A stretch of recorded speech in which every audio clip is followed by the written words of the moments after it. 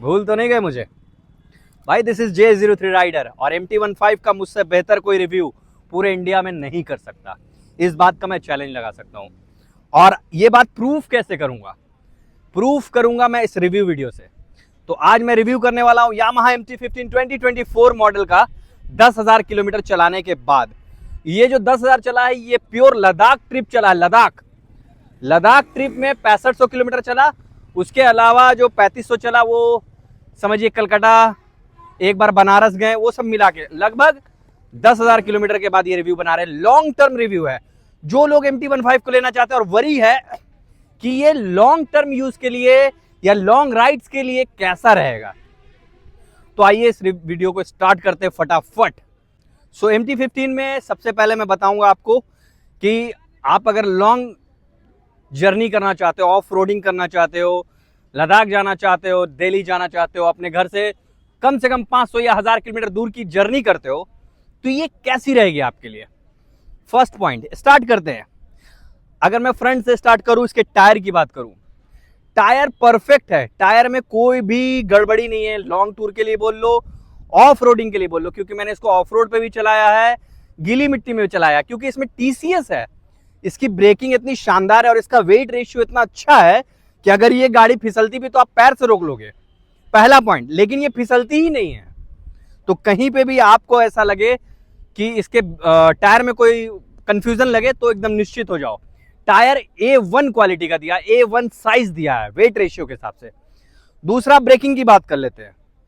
Long term में मैं जो पर्सनली आपको बता रहा हूं, लॉन्ग टर्म में अगर मैं ब्रेकिंग की बात करूं तो यामाहा ने जो ब्रेक्स बनाए हैं वो बहुत ही कमाल का ब्रेक बनाया है। डुअल चैनल ABS TCS है।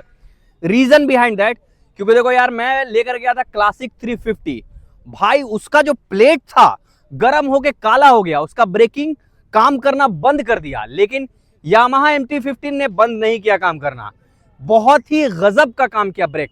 इवन दो जब कभी भी हम लोग रिक्लाइन चल रहे थे, मतलब नीचे की तरफ ढल रहे थे, ठीक है, और बहुत सारा पत्थर ईटा आ रहा था रास्ते में, तो नहीं होता आदमी ब्रेक मारता तो फिसलता पीछे वाला टायर, बिल्कुल नहीं फिसला, एक जरा भी नहीं फिसला पिछले वाला टायर, एकदम ग्रिप रोड पे बना के रखा। हाँ, मैं ये बोलूंगा पर्सनली कि जब आप बहुत एक्सट्रीम ऑफ रोडिंग करो ना, TCS को ऑफ कर दो, TCS ऑफ कर दो, क्योंकि ना वो बार बार आपका इंजन का पावर कट होता है। तो TCS ऑफ करके करना आप जब भी बहुत ज्यादा एक्सट्रीम ऑफ रोडिंग कर रहे हो तो, ठीक है।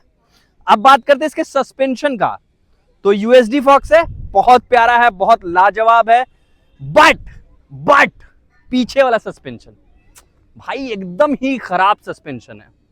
पीछे वाले सस्पेंशन में ना लचक है ना वो, ठीक है, एब्जॉर्ब नहीं करता, वो झटकों को एब्जॉर्ब नहीं करता, वो आपको देता है, पिछवाड़े पे लगेगा, पूरा गर्दन तक आएगा।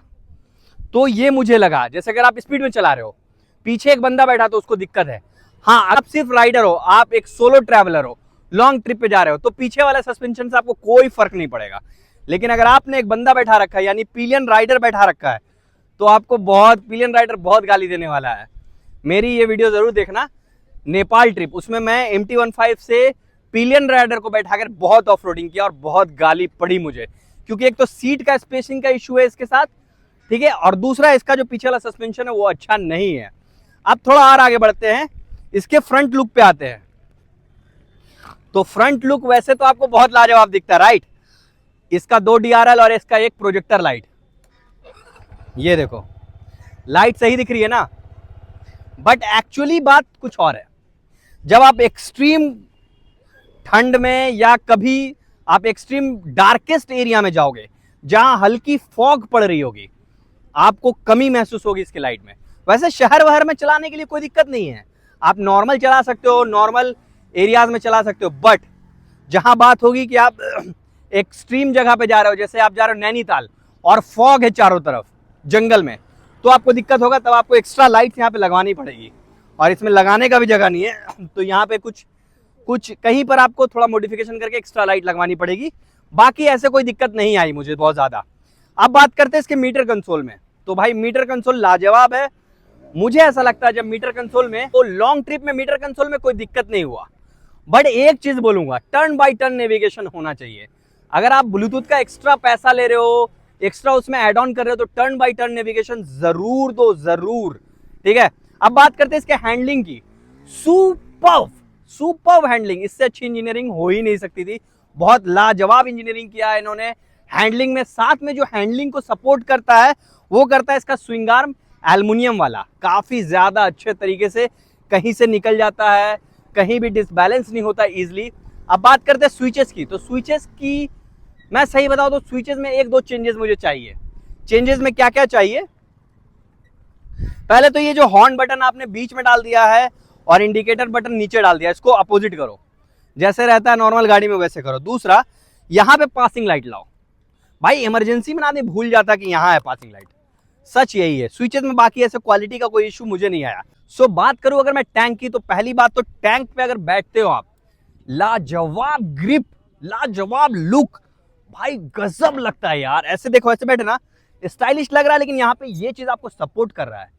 कभी मैं कॉर्नरिंग वगैरह करता हूँ लॉन्ग ट्रिप में, अब मान लीजिए 400 किलोमीटर चला है, दिमाग खराब हो जाता है, तो कभी कभी कॉर्नरिंग में 120 130 में पेल देता हूं मैं बढ़िया से, तो वहां पे ये टैंक का बहुत यूज है, पहला। दूसरा, टैंक की कैपेसिटी 10 लीटर है। सच बोलूं तो इसका माइलेज इतना ज्यादा है ना भाई, कि दूसरे गाड़ी का 14-15 लीटर की कैपेसिटी इसके बराबर है। लगभग ये आपको लॉन्ग टूर पे जो माइलेज देगा वो मुझे लगता है कि 45 से 47 यानी 45 to 47 माइलेज देगा। आप एकदम ग्रंटिंग करोगे पागल की तरह, 100 के ऊपर चलोगे तो आपको 35 to 38 देगा। और बहुत स्लो चलोगे 10, 15, 20, कहीं पे मान लीजिए उबड़ खाबड़ आ गया और रोड, तो आपको माइलेज देगा ये लगभग 42 का माइलेज देगा। तो ये टैंक का कैपेसिटी और टैंक का रेंज हो गया। अब बात करते हैं इसके नीचे आ जाते हैं थोड़ा सा रेडिएटर पे, क्योंकि आप जानते हो ये लिक्विड कूल इंजन है, तो लिक्विड कूल इंजन होने की वजह से रेडिएटर का क्या काम है, दो चीजें बोलूंगा। एक रेडिएटर का एक अच्छी बात बताऊंगा, एक बुरी बात बताऊंगा। अच्छी बात की अगर मैं बात करूं तो रेडिएटर गर्म नहीं होता। धा जो होता ना एक फेंकना, वो नहीं फेंकता, बिल्कुल नहीं फेंकता। अगर कोई ये बोलता है कि फेंकता है तो भाई आप गलत तरीके से गाड़ी चला रहे हो या फिर आपका मैन्युफैक्चरिंग डिफेक्ट है। मैंने बहुत चलाया, मैंने इसको 35,000 किलोमीटर चलाया है, बट स्टिल मैं बोलूंगा कि ये बहुत ज्यादा धा नहीं मारता है। ये पहला पॉइंट हो गया। अब बात करते हैं इसका बुरी बात, अगर इसमें हल्का भी मिट्टी पड़ जाता है, जो कि एक्चुअली पड़ जाता है, पीछे वाले टायर से आगे वाले टायर से छींटा पड़ के मिट्टी जमा हो जाती है, हल्का भी, बहुत बुरा स्मेल करता है जब ये चलता है। तो जैसे आप मिट्टी पड़ गई, अब आप चला रहे हो, स्मेल आएगा, इतना बुरा लगेगा, कुछ जल रहा है, कुछ पक रहा है। ये कंफ्यूजन में मत रहना, ये टिप्स है, याद रखना। अब बात करते हैं इसके इंजन की।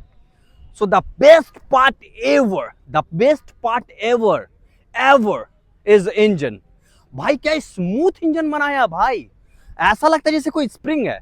आपने इसको रौंद के चलाया 1000 किलोमीटर, बिल्कुल पागल की तरह।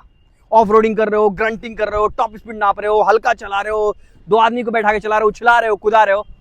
घर लेके गए, घर ले जाके 8 घंटा रख दिया, वापस वो ऐसे ही एकदम ऐसा लगेगा जैसे कि न्यू बाइक लेकर आए हो। तो इंजन में ये चीज मुझे ऐसा लगा कि बहुत ही प्यारा इंजन है। 155 सीसी का इंजन है, आपको कहीं भी ये एहसास नहीं होगा कि इसमें गियर की या पावर की कमी है। पहला पॉइंट, मैं सिर्फ रोड की बात कर रहा हूँ, चढ़ान की बात नहीं कर रहा हूँ। डिसएडवांटेज में बाद में आऊंगा, पहले एडवांटेज की बात कर लेते हैं। तो आपको इस इंजन में पावर की कमी कहीं नहीं लगेगी सीधे रास्तों में, ठीक है, पहला पॉइंट। दूसरा, माइलेज से आपको निराशा नहीं मिलेगी। मिनिमम जो माइलेज मुझे आज तक दिया है इन्होंने 39 दिया है और मैक्सिमम 52 का माइलेज दिया है, तो माइलेज में आपको निराशा बिल्कुल नहीं मिलेगी। तीसरा, इसका स्मूथनेस बहुत ही प्यारा, बहुत ही लाजवाब, एकदम आपको जरा सा भी वाइब्रेशन फील नहीं होगा। इसके इंजन का आवाज से आपको एनोइंग नहीं लगेगा, बहुत ही प्यारा स्मूथ इंजन है। अब इसका बात कर लेते हैं इंजन के डिसएडवांटेजेस की। तो इंजन में जो सबसे बड़ा डिसएडवांटेज, इसमें टॉर्क की कमी है, टॉर्क की बहुत ज्यादा कमी है। आप अगर अकेले चल रहे हो तब तो आप एकदम फर्राटेदार चलोगे कहीं पे भी, लेकिन अगर आप किसी को पिलियन बैठा लेते हो तो यकीन मानो ये बाइक एफजेड की तरह परफॉर्मेंस देती है, सेम एफजेड की तरह हो जाती है। जैसे एक आदमी बैठ जाता है ना, आप चढ़ान पे उतना स्पीड चला पाओगे, फिर आपको लगेगा कि आप इसको जबरदस्ती खींच रहे हो। तो ये चीज मुझे लगा इंजन में, बाकी सारी चीजें बहुत ही बेहतरीन थी। अब बात कर लेते हैं पीछे के थोड़ा सीटिंग पोस्चर की और सीट की। फर्स्ट ऑफ ऑल मैं बता दूं इस पे बैठने में बहुत ही ज्यादा क्लासिक फील होता है। अपीलिंग है ये बाइक, साथ में कॉम्पैक्ट है, छोटी, आपको लगेगा कि आप इजीली हैंडल कर लोगे किसी भी सिचुएशन में। अब बात करते हैं इसके ब्रेकिंग्स वगैरह में कैसे, मैं बता दे रहा हूं। मैंने इससे 1000 किलोमीटर 1500 किलोमीटर एक दिन में भी ट्रैवल किया है, 1100 1150 एक दिन में ट्रैवल किया है। तो जो आप बैठते हो जिस पोस्चर से, बिल्कुल पैर नहीं दर्द करेगा।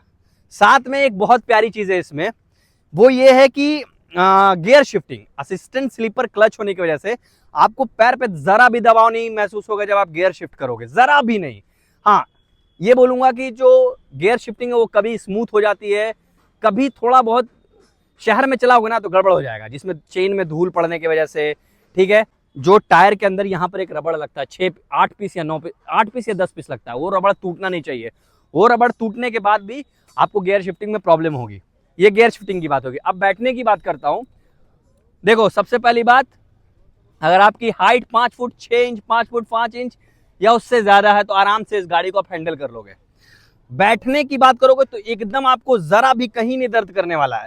इजिली हैंडल पकड़ लोगे, इजिली बैठ जाओगे, ना पीठ में कभी दर्द होगा। हाँ, लेकिन अगर कोई पीछे सामान रखा है तो फिर आपको पीठ में दर्द होगा। जैसे मान लीजिए कुछ आपने सामान बांध रखा है तो आपको पीठ में दर्द महसूस होगा, बाकी ऐसे नहीं महसूस होगा, इस बाइक की वजह से महसूस नहीं होगा। अब बात करते हैं as a pillion. As a pillion भी मैं इस बाइक पे बहुत देर बैठा हूं, तो सच बताऊं तो अनकंफर्टेबल है। एज ए पिलियन ये बाइक सही नहीं है। मतलब शहर में चलाने की बात नहीं कर रहा हूं, ऑफ रोडिंग, बहुत ज्यादा दूर 200 किलोमीटर आप चले जा रहे हो एक साथ बैठ के, तो आपको एक तो बहुत बोरिंग लगेगी। ठीक है, इसमें कुछ करने लायक नहीं है, पकड़ने लायक भी नहीं है, ग्रैब रेल बहुत नीचे है। तो देखो, एक तो चीज मैं आपको दिखाता हूं। ऐसे आप बैठे ना पीछे, तो ग्रैब रेल यहाँ कौन पकड़ता, नहीं पकड़ता ना कोई। ग्रैब रेल भी पकड़ने के लिए नहीं, कुछ है नहीं, स्पेस भी ज्यादा नहीं कि आप कुछ मोबाइल वोबाइल चला पाओगे, पहला चीज। उसके अलावा झटका लगता है बहुत तगड़ा यहाँ पे, इससे जो पीछे वाला सस्पेंशन है उससे बहुत झटका लगता है। साथ में सीट बहुत छोटा है, आप कुछ कर नहीं सकते हो। इसके अलावा सीट की कुशनिंग भी उतनी अच्छी नहीं है, तो आफ्टर मार्केट कुशनिंग करानी ही पड़ेगी आपको।